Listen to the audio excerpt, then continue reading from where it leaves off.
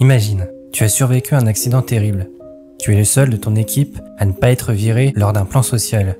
Tu devrais te sentir soulagé, reconnaissant même, mais au lieu de ça, tu te sens coupable. Comme si tu avais volé la place de quelqu'un d'autre. Comme si tu ne méritais pas d'être là. C'est comme si ton cerveau te disait « Hé, pourquoi moi et pas les autres ?» Et ça peut vraiment te bouffer de l'intérieur, transformant ce qui devrait être un soulagement en un véritable cauchemar psychologique.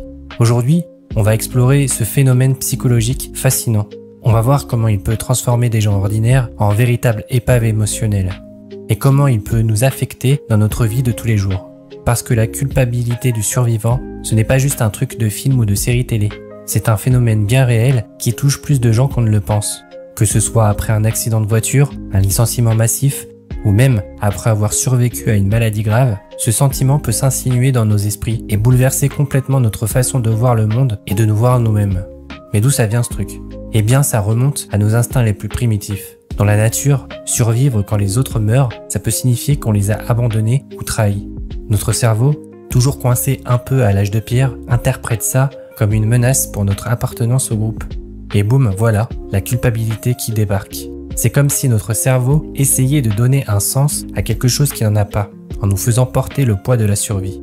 Les psychologues expliquent que cette culpabilité est souvent liée à un besoin profond de justice et d'équité. On se dit « Pourquoi moi ? Je ne suis pas meilleur que les autres, je ne mérite pas plus de vivre qu'eux ». C'est une sorte de biais cognitif où on surévalue notre responsabilité dans l'événement traumatique, même quand on y est pour rien.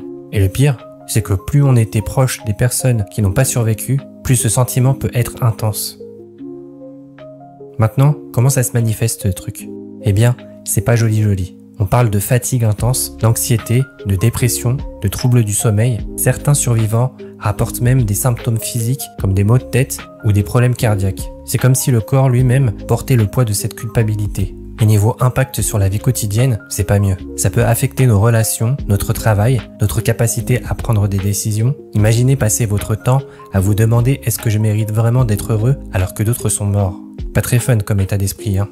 Cette culpabilité peut nous pousser à saboter nos propres succès, à éviter les situations joyeuses ou même à adopter des comportements à risque, comme pour équilibrer notre survie. C'est un cercle vicieux qui peut sérieusement entraver notre capacité à avancer dans la vie. Ok, c'est bien beau tout ça, mais comment on gère ce bazar? Voici quelques stratégies basées sur des recherches en psychologie. Reconnaître et accepter ses émotions. Ça sert à rien de les refouler. Ça ne fait que les rendre plus fortes. Il faut se dire que ces sentiments sont normaux et humains, même s'ils sont douloureux. Pratiquer la pleine conscience, ça aide à rester ancré dans le présent plutôt que de ruminer le passé. Des exercices de méditation ou de respiration peuvent vraiment faire la différence. Chercher du soutien, que ce soit auprès des proches ou d'un professionnel, parler aide énormément. Les groupes de soutien pour survivants peuvent être particulièrement bénéfiques, car ils permettent de partager avec des gens qui comprennent vraiment ce qu'on traverse.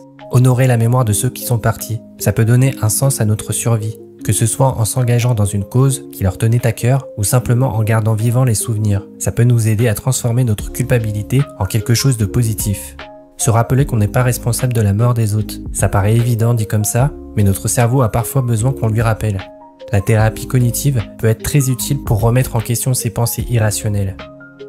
En fin de compte, la culpabilité du survivant, c'est un peu comme un super pouvoir dont on se passerait bien. Ça peut nous pousser à faire des grandes choses, mais ça peut aussi nous détruire si on ne sait pas la gérer. L'important, c'est de se rappeler que survivre n'est pas un crime. On n'a pas à s'excuser d'être en vie. Au contraire, on peut honorer ceux qui sont partis en vivant pleinement, en faisant de notre mieux pour rendre le monde meilleur. La recherche en psychologie nous montre que surmonter la culpabilité du survivant est possible, même si ça prend du temps. C'est un processus qui demande de la patience et de la compassion envers soi-même. Il faut apprendre à voir notre survie non pas comme une injustice, mais comme une opportunité de faire une différence positive dans le monde.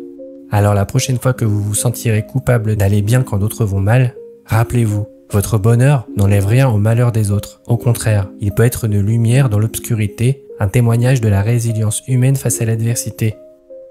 Et vous, avez-vous déjà ressenti de la culpabilité du survivant?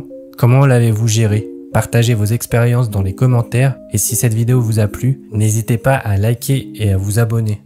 À la prochaine.